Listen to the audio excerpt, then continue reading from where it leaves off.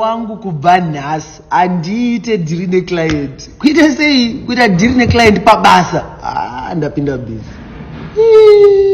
So there's this guy is like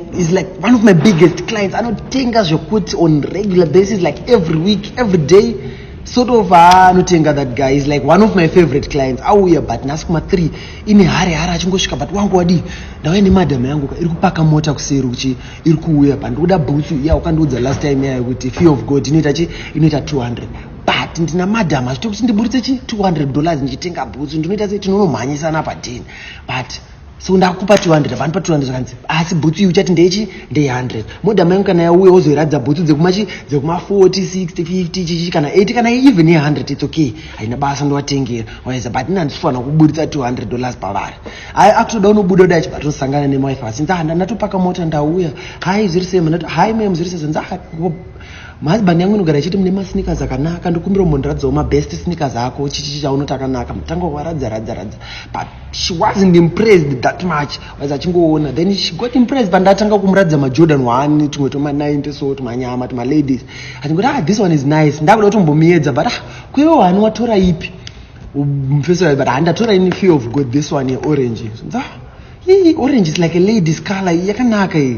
ndoidawo haisi yechirumere haisi yechikadzi here mutata anochi tivatatasana nemufesa mutata no ndeyechirume unongoziva vanhu vane nyaya dzavo tata no ndeyechirume but it looks nice ndakuvaedza Jordan 1 vangu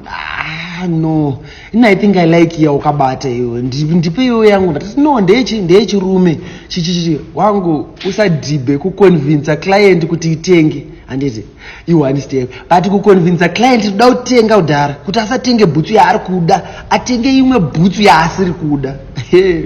tapinda busy kuti akakuconvince wifers yake kuti maya fear of god yakashata but murume wacho ari kuitenga but ari kuda imwe waizi tapinda busy nabva amene kuti vazongoitana sei wifers yacho yakuti mufese yabva ngodaira nezivoisi achiti aiwa mani usatenge bhutsu yechirume mani tenga bhutsu dzechikadzi dzese dzakazara idzi kuita sei